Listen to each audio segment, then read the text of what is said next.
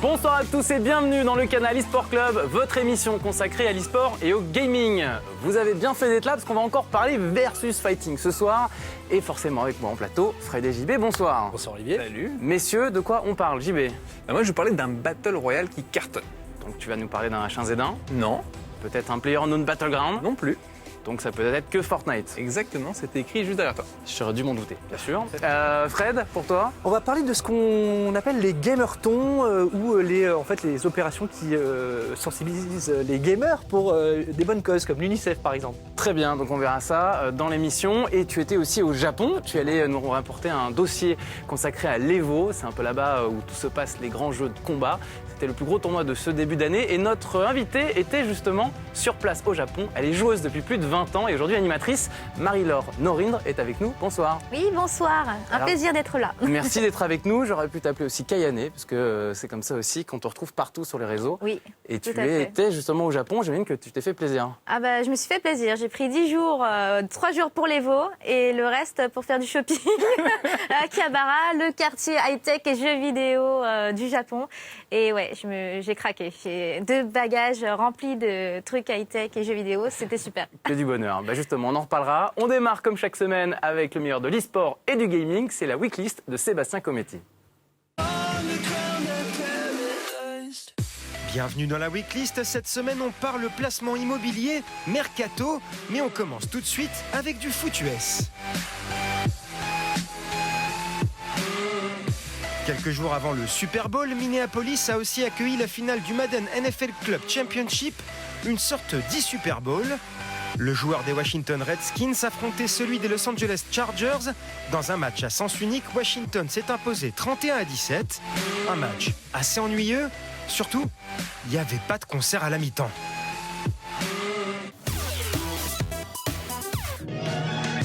En ce moment, les défaites de prestige s'enchaînent. On fait donc le point sur ces loses surprenantes et on part en Corée où SKT est dans une mauvaise passe. Triple championne du monde, la Dream Team du roi Faker, c'est un peu le Real Madrid de League of Legends. Et comme le Real, la mécanique SKT est grippée. La défaite qui pique le plus, c'est peut-être celle contre les MVP qui portent mal leur nom puisqu'ils sont dans les profondeurs du classement. MVP s'impose finalement 2-1, c'est un exploit. Il n'avait pas pris une manche à SKT depuis l'été 2016. Comme dit la chanson, les légendes ne meurent jamais. Mais si vous êtes fan de Faker, c'est le moment de s'inquiéter. En Overwatch League, on s'attendait à un choc au sommet entre les Spitfire de Londres et les Seoul Dynasty. Finalement, il n'y a pas eu match, Londres a balayé Séoul 4-0. Mais la Corée ressort quand même grandie de cette rencontre. Et oui, l'effectif du team londonien est uniquement composé de joueurs coréens. Engagés en Pro League, la Champions League de Call of Duty, les franchises de la team Vitality ont célébré leur victoire sur les réseaux sociaux. Ils ont bien fait, c'est leur seule victoire de la phase des matchs allés. Avec une victoire et 6 défaites, la team Vitality est avant-dernière de son groupe. Vivement les matchs retour. En Corée, si les JO viennent tout juste de débuter, les IEM StarCraft de Pyeongchang, première compète adoubée par le Comité international olympique, sont déjà terminées. DNS et Stéphano, nos 2 Français engagés dans la compétition, sont sortis dès le premier tour. Mais assez parlé de défaite, la belle histoire, elle, est pour la Canadienne Scarlett qui remporte le tournoi contre le Coréen SOS, favori balayé 4-1 sur ses terres. Scarlett est la première femme à remporter un tournoi majeur de StarCraft.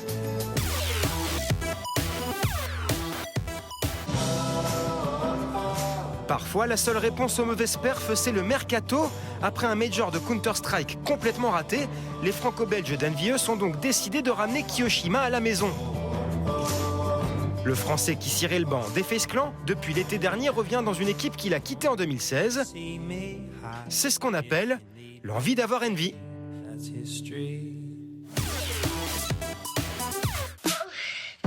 Et Kiyoshima part au mauvais moment car ça déménage chez les FaZe Clan.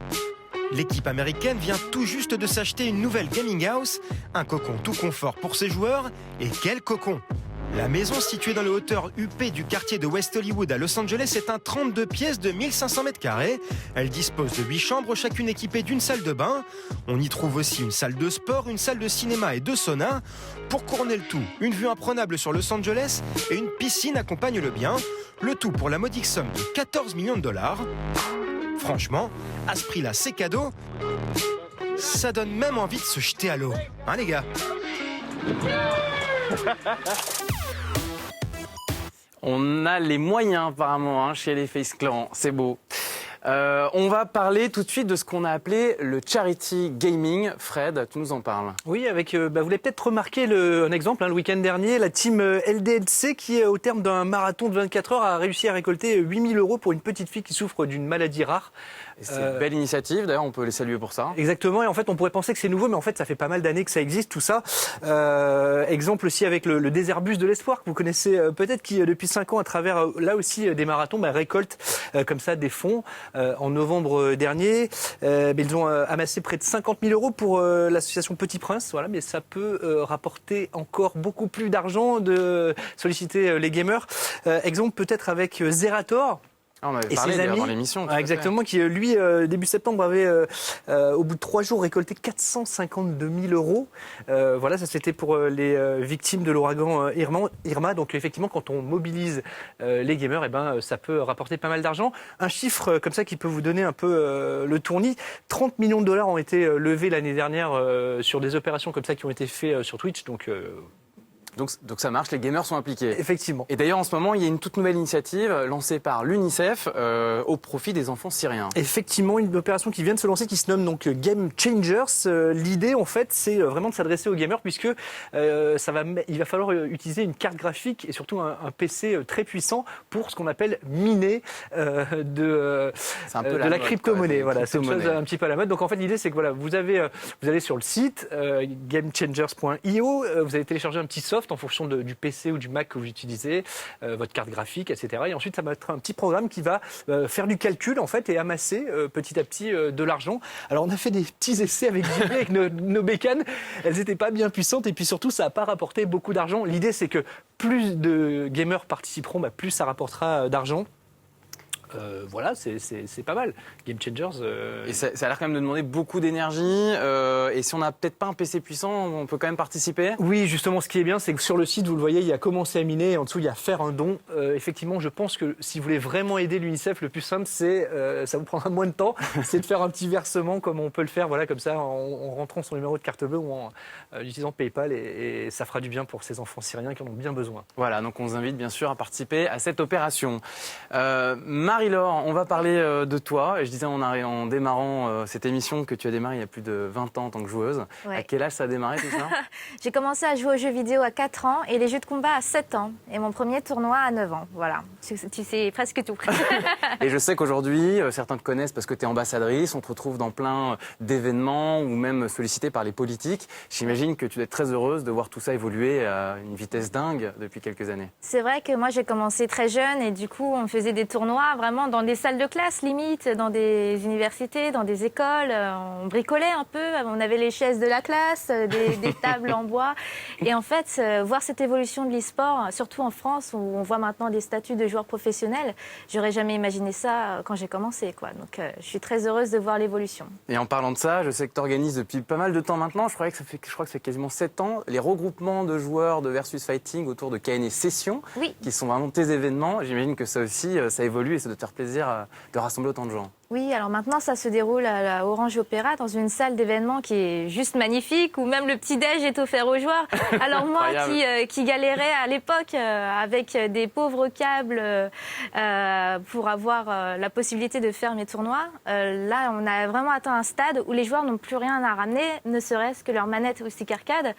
Là on a tout à offrir aux joueurs. On a le petit déjeuner, on a les sticks arcade, on a les consoles, les écrans, on a vraiment tout. Ils ont juste à venir avec leur skill. C'est tout ce qui compte. Et tout ça, c'est aussi pour ramener plein de communautés différentes et peut-être sensibiliser aussi les parents à la pratique de l'e-sport. Oui, alors je pense que le fait que je sois une femme peut aussi rassurer les joueurs et les joueuses, et même les enfants, parce que j'ai commencé très jeune.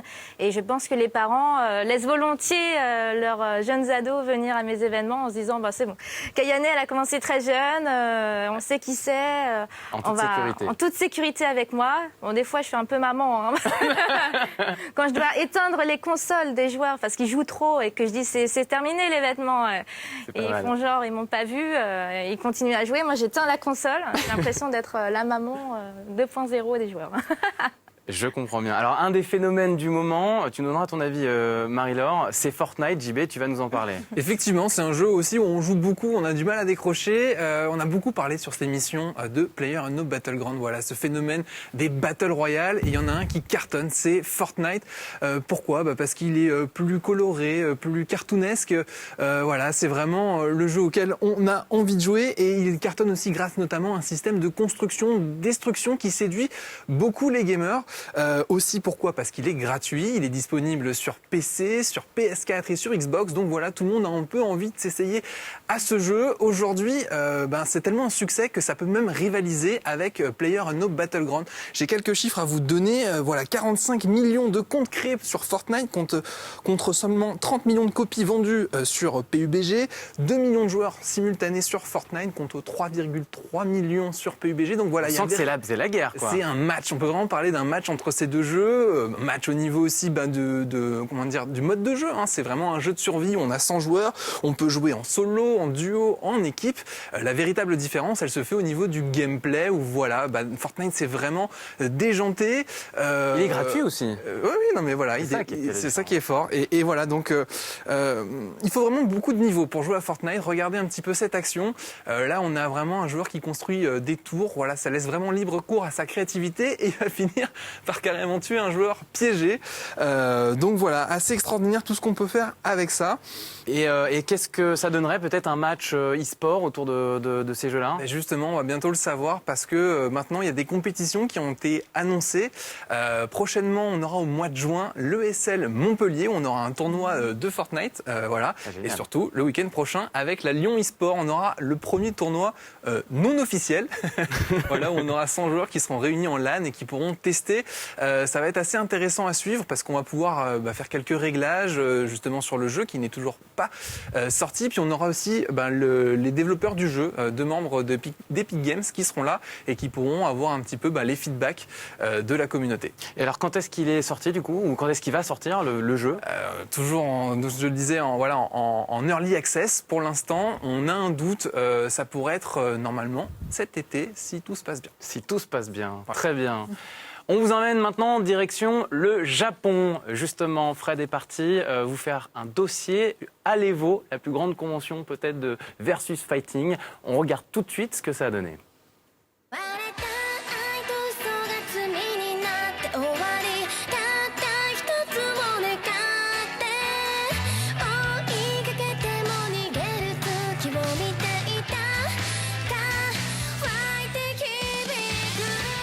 L'Evolution Championship Series, c'est la plus prestigieuse des compétitions de versus fighting. C'est une compétition assez vieille, puisqu'elle existe depuis 2002. Et pour la première fois, il y a une déclinaison qui a lieu ici, même à Tokyo, au Japon. Bienvenue à l'Evo Japan 2018.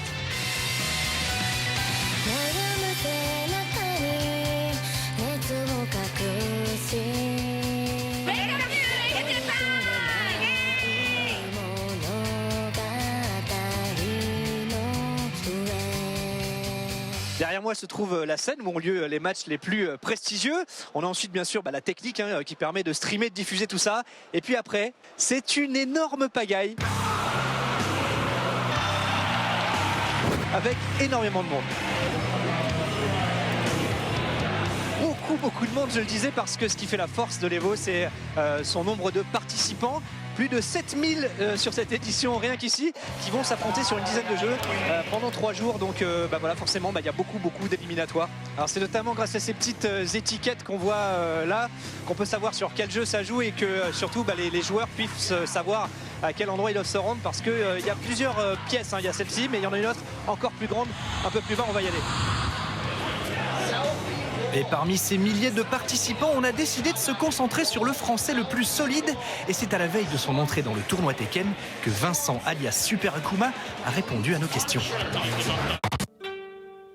et c'est la première fois que tu viens participer à l'Evo.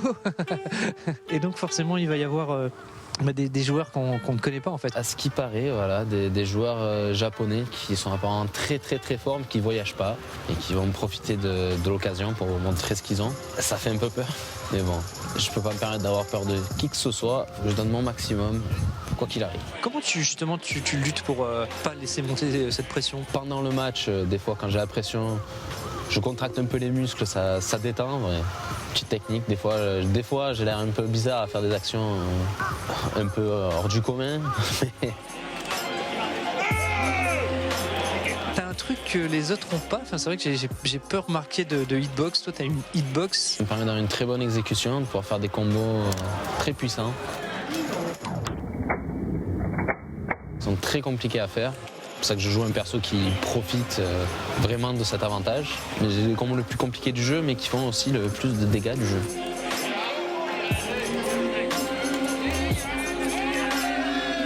Le but, c'est de réduire la barre de vie à 0. Les matchs et les victoires s'enchaînent pour notre Super Akuma qui atteint le top 64. Mais c'est finalement le Coréen Ulsan Godin qui inflige un sévère 3-1 à notre champion. You lose. Et brise son rêve. Un petit mot? Non. Allez. Tu m'as dit qu'il allait te plier quand même. Tu l'as quand même gagné un... J'ai dit, je vais donner tout ce que j'ai. C'est ce que j'ai fait, plus ou moins. Mais bon, ça arrive, hein. La déception est immense, mais notre Français peut être fier. Il a été éliminé par un joueur qui terminera 5e au classement général. Avec 6 représentants dans le dernier tableau, c'est donc sans surprise que l'on assiste à une finale 100% coréenne entre l'impassible Ni, opposé à l'expressif Chanel, tous deux membres de la Team Rox. Allez, on vous laisse apprécier les dernières secondes du match en version originale.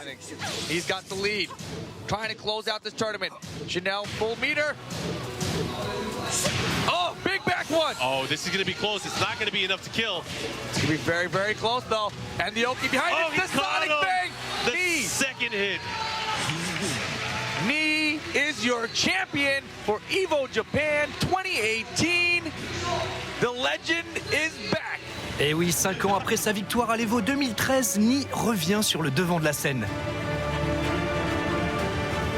En conclusion, pour cette première édition dans le temple du Versus au Japon, on peut dire que Tekken est un jeu qui se joue à 1 contre 1 et à la fin, c'est la Corée qui gagne. Alors voilà, on a vu Super Akuma finir dans les 33 meilleurs.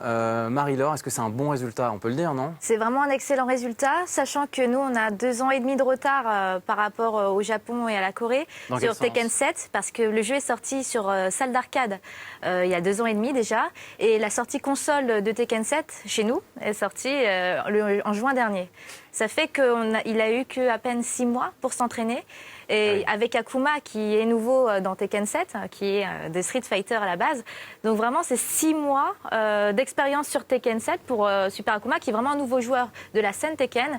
Et c'est juste incroyable. Le potentiel qu'il a, c'est juste fou. Je sais qu'il est déçu, c'est normal, c'est un champion. Vu, ouais. Mais je pense que l'Evo Las Vegas, qui va arriver en août prochain, et le prochain Evo Japan, il sera beaucoup mieux préparé, je pense. Et ça va être très bien. D'autant plus qu'on savait, Fred, que sur place, il y allait avoir tous les Asiatiques qui allaient se déplacer sur l'événement. Effectivement. Et puis après, il y a cette complexité. J'ai essayé de le montrer à travers le sujet, mais le monde Kayané était là-bas. On ne l'a même pas vu, en fait. C'est compliqué d'enchaîner des matchs comme ça, dans ce brouhaha. Et effectivement, avec ces joueurs qu'ils ne connaissaient pas, en fait. Des joueurs qui ne prennent jamais l'avion, qui ne font pas l'Evo. Tout à fait. C'est vrai. Alors Marie-Laure, on t'a vu, toi, sur place, jouer à Street Fighter. On a vu d'ailleurs un de tes tweets. Quand je l'ai vu, je me suis dit, mince, t'as dû avoir un souci. Qu'est-ce qui s'est passé pour pas pouvoir faire ton premier match? J'étais en interview avec le producteur de Soul Calibur 6. Tu sais, c'est mon jeu du cœur, Soul Calibur. Oui. Je l'ai interviewé pendant 1 heure, j'ai pas vu le temps passer. Mon premier tour sur Tekken était en train de se faire, donc on m'a disqualifié de la winner bracket, ce qui fait que j'ai eu ma 2e chance en loser. On m'a dit que je pouvais faire mes matchs, j'ai fait allez, ok, on y va. Et en fait, je suis arrivée 2e de mon groupe, donc j'ai pu me qualifier parmi les 200 restants sur les 1200 joueurs. joueurs. Et bon, j'ai été éliminée ensuite, mais ça fait que je suis quand même contente. C'est pas le top 34 de Super Akuma. Mais c'est déjà pas mal. Mais pour nous, parce que Akuma et moi, on a commencé sur Tekken 7 et je pense qu'on peut être un peu fiers de cette performance, sachant que, comme le dit Fred, il y a énormément de joueurs asiatiques qui ne voyagent pas beaucoup, qui sont allés au Japon, alors qu'ils jouent en salle d'arcade depuis 3 ans. Et il y a un niveau général qui est juste monstrueux. Donc ça m'a, moi, motivée à jouer davantage à Tekken parce que je me suis dit, si j'ai réussi à me qualifier de mon premier groupe, peut-être que je pourrais faire mieux la prochaine fois. Voilà. Alors si Street Fighter, vous ne connaissez pas encore, ou en tout cas vous n'avez pas vu le niveau spectaculaire qu'il peut y avoir à l'Evo, c'est le sujet de notre palette. Regardez un petit peu, on vous a pris le meilleur match, ou en tout cas l'un des plus beaux, c'est la grande finale. Vous avez 2 joueurs qui s'affrontent ici, un japonais et un coréen. On va s'attarder sur le coréen qui est à droite, qui joue un personnage qui s'appelle Juri. Son nom, c'est Infiltration. Ce sera le grand gagnant de cet Evo. Et on va vous montrer le dernier moment, le moment clé de la victoire. C'est un moment où il va être pris à défaut. Vous allez voir, tout va assez mal se passer au début. Et finalement, il va renverser la vapeur. Regardez un peu. Ça démarre avec d'abord une explication sur les barres qui sont en bas à gauche et en bas à droite, qui sont des barres d'énergie qui leur permettront de lancer plus tard des pouvoirs un peu plus spéciaux, vous le verrez. C'est surtout ça qui va créer le décalage et qui fera qu'à un moment, Infiltration va remonter. Et vous voyez que bien à droite, les charges sont pleines et ça permettra à Infiltration de revenir. Donc à gauche, Rachid, qui est le personnage très agile du jeu. Vous allez voir, là déjà pas mal entamé au niveau de sa barre de vie. La réponse, vous l'avez vu il y a quelques instants, c'était ce super qui a enlevé d'un coup plus de la moitié de la barre de vie de Rachid. Derrière, Rachid tente de réagir en utilisant son fameux Veil Trigger qui ne marchera pas. Et vous voyez ici, il va faire un peu l'erreur en s'avançant et Juri va passer par-dessus le personnage. Et c'est ça qui va lui coûter le dernier enchaînement et la victoire. Infiltration que vous avez ici à l'image est devenu le grand vainqueur de cette Evo. Il aura été spectaculaire. Enfin, je sais pas toi, Marie-Laure, ce que tu en auras pensé, mais quel joueur! Infiltration, c'est un joueur qui n'a pas beaucoup performé l'an dernier, même s'il a gagné déjà à l'Evo à Las Vegas. Et en fait, durant la saison 2 du jeu, il n'était pas en forme. Je pense que ses personnages n'étaient pas suffisamment bons. Et en fait, dans la saison 3, là, qui venait de sortir une semaine avant l'Evo Japan, il a performé avec Juri, qui est vu comme l'un des persos les plus faibles du jeu, et aussi avec Menat, qui est un perso qui contrôle un orbe et qui est juste magnifique, mais hyper complexe à jouer. Et il a réussi à jouer avec ces 2 personnages charismatiques, superbes à regarder, que personne n'ose vraiment jouer parce qu'ils sont dits comme faibles et en même temps très complexes à jouer. Donc il a cette chance d'être très fort, mais en plus d'être vraiment agréable à voir. C'est un peu gagné avec l'élégance, parce que du coup, il joue avec les personnages les plus difficiles. Donc on peut quand même lui envoyer... C'est vraiment... qu'il a réussi à humilier Daigo juste le match juste avant avec son personnage de Menat. Et c'était comme Mike Daigo qui était un très grand joueur aussi. Daigo Uemurara, qui est la légende des jeux de combat. Et encore aujourd'hui, c'est juste incroyable de le voir encore sur la scène. Juste un tout petit mot, juste pour qualifier cet événement. Est-ce que quand même c'est une réussite, l'événement au Japon ? Alors, il y a JB qui me demandait tout à l'heure quelle note je lui donnerais sur 10. Je dirais 7. Et en même temps, c'est la première édition qui a eu lieu au Japon. Et l'Evo à Las Vegas, ça n'a pas été à Las Vegas au début. C'était à Los Angeles, c'était dans des petites salles. Et puis en plus, c'est monté crescendo depuis plus de 15 ans. Et l'Evo Japan, ça a très bien commencé avec plus de 6000 joueurs. Ça va continuer à grandir. Du beau avenir pour les années futures. On vous a demandé sur les réseaux sociaux un petit trait d'humour, vous allez le voir. On vous a demandé quelle était votre pire excuse lorsque vous jouez, vous perdez au jeu de combat. Bizarrement, la meilleure excuse aurait été il fait n'importe quoi avec et ça marche, parce que souvent c'est un peu la meilleure excuse qu'on pourrait trouver effectivement. Ou sinon, punaise, ça lag, parce que là, encore une fois, on trouve toujours un moyen pour s'en sortir quand on perd, bien sûr. Un petit mot aussi sur Dragon Ball.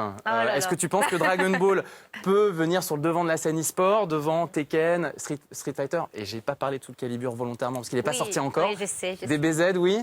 Dragon Ball Fighter, c'est vraiment le jeu qui recense tous les joueurs de chaque communauté de jeux de combat. Ça rassemble tout ça. Oui, ça rassemble les joueurs de Street, les joueurs de Tekken, de Guilty Gear, de Marvel. C'est vraiment la grande récréation de tous les joueurs de jeux de combat tous ensemble, et c'est incroyable parce qu'il y a aussi les fans de Dragon Ball qui n'étaient pas forcément fans de jeux de combat qui vont s'y mettre aussi, donc c'est un énorme rassemblement.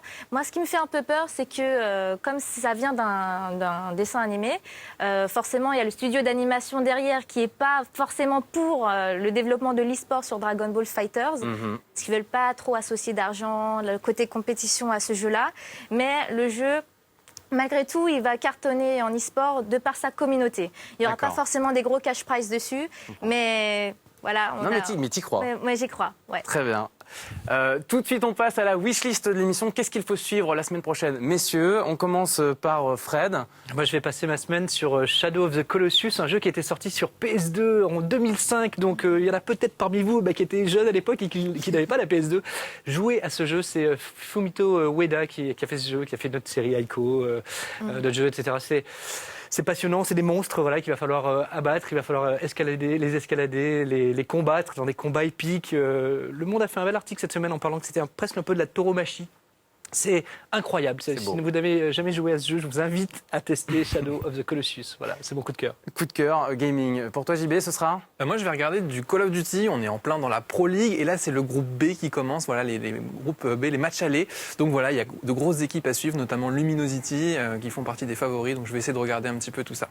Et d'ailleurs, bonne transition, parce que la semaine prochaine, on fera une émission qui sera consacrée justement à Call of Duty. On vous en a pas énormément parlé. Et en ce moment, il se passe énormément d'actu dessus. Donc ce sera l'occasion pour vous vraiment de découvrir où en est justement les joueurs professionnels, où on est un petit peu cette scène. On vous invite effectivement à pas oublier d'aller à la Lyon eSport, aller voir un peu ce bel événement encore à lieu le week-end prochain. Il y aura du Fortnite et puis en même temps le début du championnat français de League of Legends. Donc allez y faire un tour, vous allez vous régaler. On se retrouve sur le site esport.canalplus.fr ou nos réseaux sociaux si vous voulez suivre bien évidemment l'émission. Sinon, on vous dit à la semaine prochaine et que l'esport soit avec vous. Ciao!